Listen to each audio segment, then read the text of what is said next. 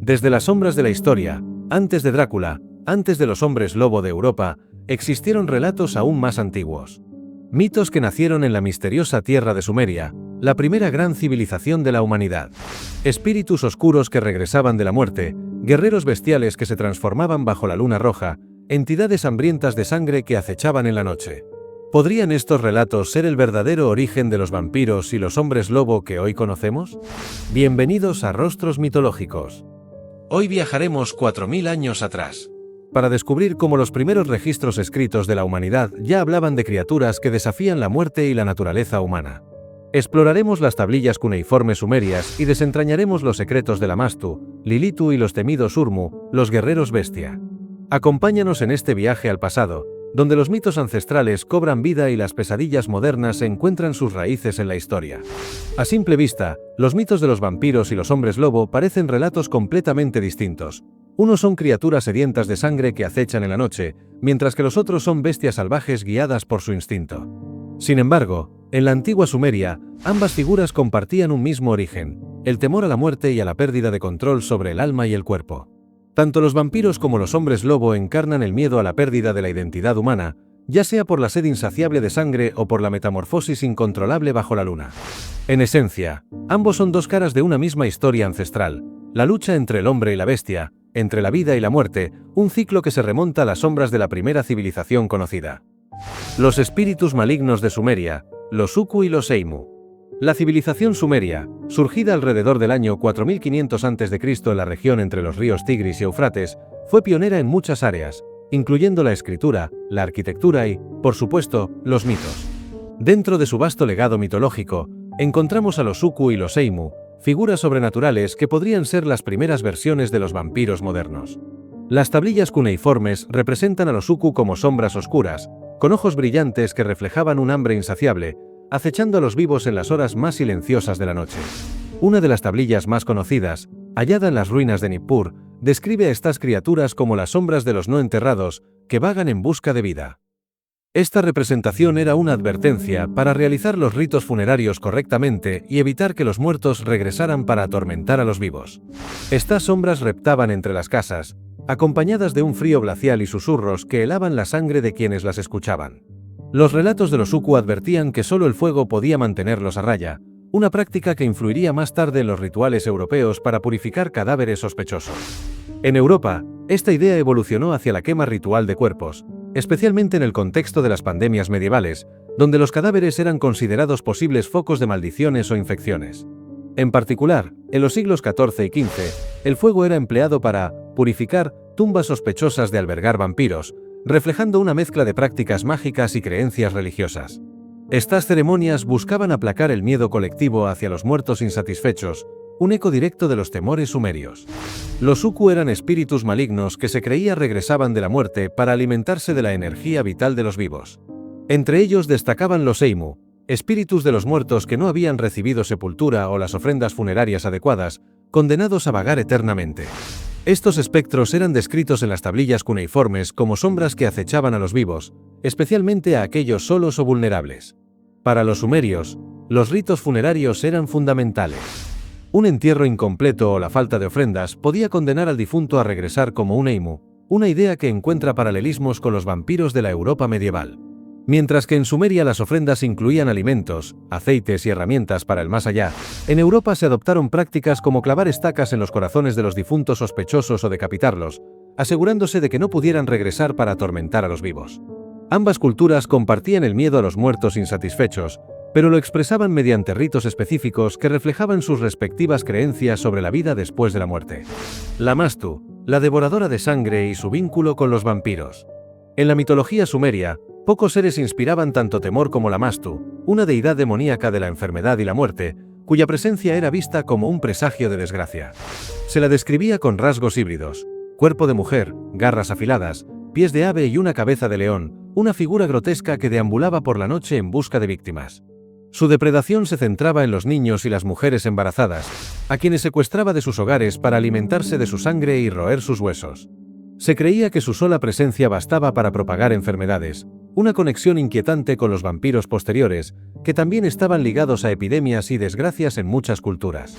Los relatos sumerios cuentan que ni siquiera los dioses estaban a salvo de su ira, y se temía tanto su influencia que se llevaban a cabo rituales específicos para protegerse de ella.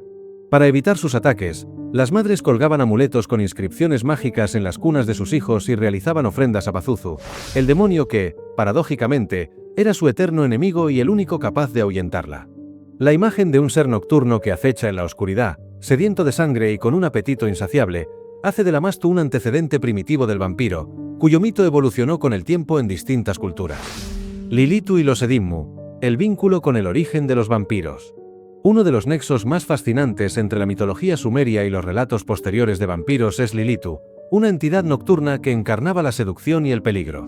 A diferencia de la Mastu, cuya naturaleza era monstruosa y caótica, Lilitu poseía una belleza irresistible, pero tras su apariencia cautivadora se ocultaba un espíritu devorador que acechaba en la oscuridad.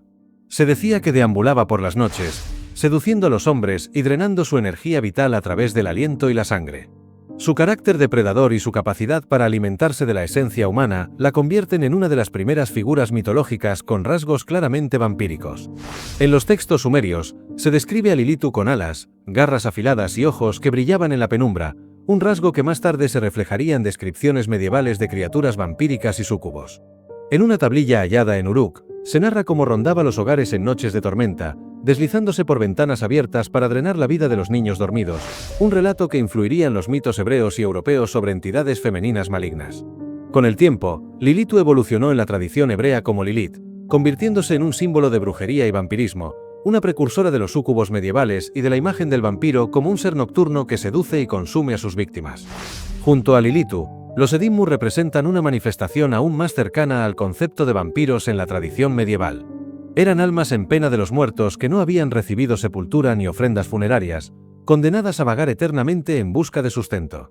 Según los relatos sumerios, estos espíritus etéreos susurraban en la oscuridad y drenaban la energía vital de los vivos, debilitándolos hasta la muerte. Se creía que su toque provocaba enfermedades inexplicables y que solo mediante ritos funerarios adecuados se podía evitar su regreso. El temor a los muertos insatisfechos que regresaban del más allá estaba profundamente arraigado en Sumeria y dio origen a múltiples precauciones para evitar que un difunto perturbara el mundo de los vivos. Así, la mitología sumeria sentó las bases del concepto del no muerto depredador, con Lilitu como una figura femenina seductora y letal y los Edimmu como espíritus vengativos que drenaban la vida de los vivos, estableciendo un vínculo directo entre las antiguas leyendas mesopotámicas y los posteriores mitos de vampiros en Europa. Los Urmu, guerreros bestiales y el origen de los hombres lobo. El mito de los hombres lobo también tiene sus raíces en Sumeria. Los Urmu, cuyo nombre se traduce como hombre león o hombre lobo, eran guerreros temidos por su capacidad de transformarse en bestias durante la batalla. En algunos textos sumerios, se describe a los Urmu con pelajes que recordaban a los leones y con garras afiladas, representados en bajorrelieves como figuras humanoides con rostros de animales. Estas representaciones resaltaban su ferocidad y su conexión con el poder divino otorgado por los dioses. Estas leyendas sumerias influyeron en las narrativas europeas posteriores, donde la transformación en lobo fue reinterpretada como una maldición oscura. Durante la Edad Media, esta reinterpretación apareció en cuentos populares como los de los lupinos en Francia y los Werwölves en Alemania, donde los hombres lobo representaban tanto un castigo divino como el temor a lo desconocido y lo salvaje. Documentos históricos como los juicios a hombres lobo en Europa reflejan cómo estas creencias se entrelazaron con supersticiones locales, mostrando la persistencia de estos mitos ancestrales. Estos combatientes canalizaban la fuerza de los animales salvajes para desmembrar a sus enemigos con una ferocidad sobrenatural. En las historias sumerias, los dioses a menudo se transformaban en animales para interactuar con los humanos, y los Urmu eran considerados guerreros sagrados que recibían este poder divino. Este concepto de transformación es un precursor directo de los mitos europeos de los hombres lobo, donde la metamorfosis estaba vinculada con la magia oscura y las maldiciones. Se decía que los Urmu desataban su furia bajo la luz de una luna roja, cuando los dioses les otorgaban la fuerza de un león y el hambre insaciable de un depredador. Una tablilla encontrada en las ruinas de Uruk describe cómo un Urmu, conocido como el Devastador, lideró una batalla contra un ejército rival bajo la bendición de la diosa Inanna. Según el relato, su rugido hacía temblar el suelo y sus enemigos caían presa de un pánico absoluto, creyendo que estaban enfrentando a una bestia divina enviada para destruirlos. Dumuzi y la metamorfosis, el vínculo con los hombres lobo. Uno de los personajes más enigmáticos de la mitología sumeria es Dumuzi, el dios pastor, esposo de Inanna, quien fue condenado a descender al inframundo. Sin embargo, algunas versiones de su mito sugieren que, en su intento de escapar del destino que le aguardaba en el reino de los muertos, Dumuzi se transformó en una bestia salvaje para huir de los demonios que lo perseguían. En ciertas tablillas cuneiformes, se narra cómo el dios, en su desesperación, tomó la forma de un animal de caza, probablemente un ciervo o un lobo, para evadir la captura. Esta transformación en una criatura salvaje y la idea de la metamorfosis como una respuesta a la desesperación y el instinto de supervivencia es un antecedente del mito de los hombres lobo. El concepto de un humano que se convierte en una bestia debido a la intervención divina o al miedo al castigo resuena con los relatos medievales de licantropía, donde los hombres lobo eran a menudo individuos condenados por sus pecados o marcados por una maldición. Al igual que los Urmu, los guerreros bestias sumerios que desataban su furia en el campo de batalla, la transformación de Dumuzi refuerza el vínculo entre la mitología sumeria y la posterior figura del hombre lobo. La influencia de la luna en las transformaciones. Uno de los elementos más característicos de los mitos sobre los hombres lobo es su relación con la luna llena, un motivo recurrente en la cultura popular. Esta conexión no es exclusiva de las tradiciones europeas, sino que ya existía en Sumeria. Los sumerios atribuían un poder místico a la luna, que influía en el comportamiento humano y podía desencadenar fenómenos sobrenaturales. Se creía que la luna estaba ligada a los ciclos de vida y muerte, y que su luz tenía el poder de alterar la esencia de las criaturas que caminaban bajo ella. En ciertos textos sumerios, se menciona que la luna llena provocaba cambios en aquellos que eran tocados por fuerzas divinas o malditas. Se decía que los Urmu, los guerreros bestias, entraban en un frenesí bajo la influencia lunar, desatando su furia sobre el campo de batalla con una ferocidad inhumana.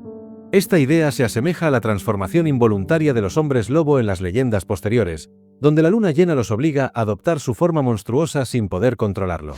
Además, los sumerios tenían un fuerte vínculo con la observación de los astros y el poder de los dioses celestiales. Nanna, el dios de la luna, no solo gobernaba la noche, sino que también estaba asociado con el destino y los ciclos naturales.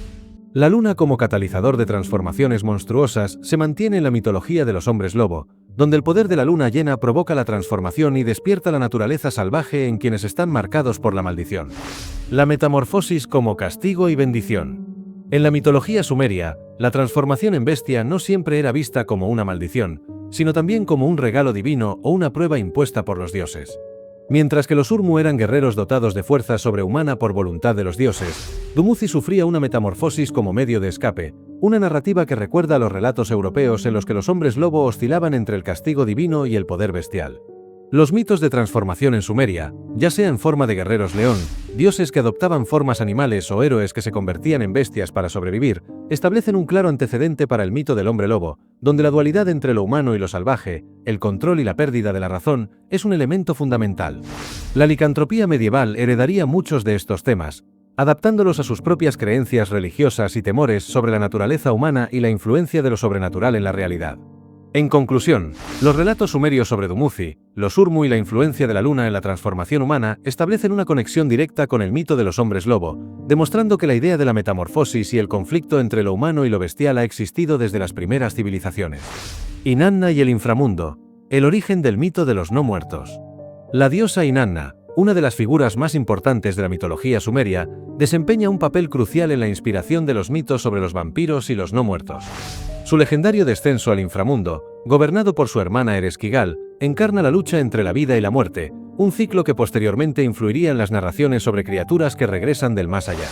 Para ingresar en el Kur, el inframundo sumerio, Inanna tuvo que atravesar 7 puertas, dejando en cada una de ellas una prenda o joya, hasta quedar completamente desnuda y vulnerable ante los juicios de los espíritus del inframundo. Su cuerpo fue colgado en un gancho como un cadáver, símbolo de su muerte ritual. Sin embargo, gracias a la intervención de los dioses, fue revivida y regresó al mundo de los vivos, estableciendo un patrón de muerte, resurrección y retorno, que más tarde encontraría eco en la figura del vampiro, un ser que muere, pero regresa transformado en una criatura oscura. El Kur o Irkaya, el inframundo sumerio, se describía como un reino sombrío y aterrador, donde los espíritus de los muertos deambulaban en una eterna penumbra. Era un lugar sin esperanza, donde los que no recibían los ritos funerarios adecuados quedaban atrapados, incapaces de descansar. Los espíritus errantes, condenados a la insatisfacción eterna, se asemejan a los primeros mitos de los vampiros, pues ambos comparten el concepto de seres que no pueden encontrar la paz y buscan saciar su hambre de energía vital en el mundo de los vivos. Según las tablillas cuneiformes, el único sonido en el inframundo era el lamento de las almas atrapadas, reflejando la desesperación y la insaciable necesidad de los espíritus de recuperar lo que les fue arrebatado en vida. Este concepto de muertos insatisfechos que regresan para atormentar a los vivos es un claro antecedente de las creencias medievales sobre los vampiros y los espectros vengativos. En la Europa medieval, aquellos que morían sin recibir los sacramentos eran considerados candidatos a regresar como no muertos, de la misma manera en que los sumerios temían que los difuntos sin las ofrendas adecuadas volvieran desde el Kur para acosar a sus descendientes. Así, la historia de Inanna y su retorno del inframundo no solo inspiró relatos sobre la resurrección divina, sino que sembró la base de los mitos de los vampiros, seres que han cruzado el umbral de la muerte y regresado con un propósito oscuro. La conexión con la ausencia de ritos funerarios y la imposibilidad de descansar en paz se convirtió en un tema recurrente en el folclore, donde los vampiros se transformaron en el reflejo de los temores más profundos sobre la muerte, la inmortalidad y el castigo eterno. Influencia en culturas posteriores. A medida que las civilizaciones se expandieron y sus mitologías se entrelazaron, los mitos de los Uku y los Urmu no desaparecieron, sino que fueron asimilados y transformados por los acadios, babilonios y asirios, quienes heredaron la tradición sumeria y la adaptaron a su visión del mundo sobrenatural. Estos pueblos incorporaron sus propias variantes, como los Gayu y los Ekimmu, seres espectrales que compartían características con los espíritus malignos sumerios y que marcarían un precedente claro para los mitos de vampiros y hombres lobo en la Europa medieval. Los acadios, bajo el reinado de Sargón el Grande, siglo XXIII AC, fusionaron los relatos de los Uku y los Eimu con sus propias concepciones del más allá, dando lugar a los Utuku, demonios malignos capaces de acechar a los vivos y propagar enfermedades. También dieron prominencia a los Gayu, entidades del inframundo que servían a la diosa Ereshkigal, encargadas de arrastrar a los vivos al Kur, una función similar a la de los demonios cazadores de almas en mitologías posteriores. Los babilonios, con su panteón bien estructurado y su énfasis en la justicia divina, expandieron estos mitos con la introducción de los Ekimmu, espíritus atormentados de los muertos sin sepultura ni ritos adecuados. Se decía que estos entes vagaban por la tierra, invisibles a simple vista, pero percibidos como vientos helados que drenaban la energía vital de los vivos. Esta concepción resuena directamente con los relatos europeos de vampiros, pues los Ekimmu representaban un ser no muerto que regresaba a acechar a los vivos y alimentarse de su esencia. Los asirios, famosos por su ferocidad en la guerra y su dominio de la psicología del terror, dieron a estos mitos un matiz más bélico y sanguinario. En sus relatos, los Gayu y los Utuku no solo eran demonios del inframundo, sino que podían ser invocados en batalla para atormentar a los enemigos, debilitándolos con enfermedades y haciéndolos presa del pánico. En este contexto, los Urmu, que en Sumeria eran guerreros sagrados con transformación divina, adquirieron un matiz aún más oscuro en la mitología asiria. Se convirtieron en seres vinculados a la posesión demoníaca, donde un guerrero podía ser corrompido por un espíritu maligno y transformarse en una bestia salvaje, sedienta de sangre y sin control sobre su voluntad. Esta visión de posesión y transformación involuntaria es un antecedente directo de los mitos europeos sobre los hombres lobo, donde la maldición de la licantropía privaba a la víctima de su humanidad. A través de los siglos, estos mitos se expandieron hacia otras culturas a medida que los mesopotámicos comerciaban, guerreaban y transmitían su legado. El temor a los muertos insatisfechos que regresaban para atormentar a los vivos llegó a Egipto y Persia, mientras que las historias de guerreros bestiales influyeron en leyendas griegas sobre los licántropos y héroes con transformación animal. Posteriormente, el contacto entre Oriente y Occidente durante la Edad Media propagó aún más estos relatos. A través de rutas comerciales como la Ruta de la Seda y de eventos como las Cruzadas, las historias de espíritus inquietos y guerreros bestiales encontraron nuevas formas en la mitología europea. Los revenants franceses surgieron como espíritus que regresaban de la tumba para acechar a los vivos, reflejando los temores a los Ekimmu mesopotámicos. Los relatos germánicos sobre hombres lobo, como el caso de Peter Stump, un granjero alemán acusado de licantropía en el siglo XVI, muestran la persistencia del miedo a la transformación bestial, directamente relacionado con la visión asiria de los Urmu.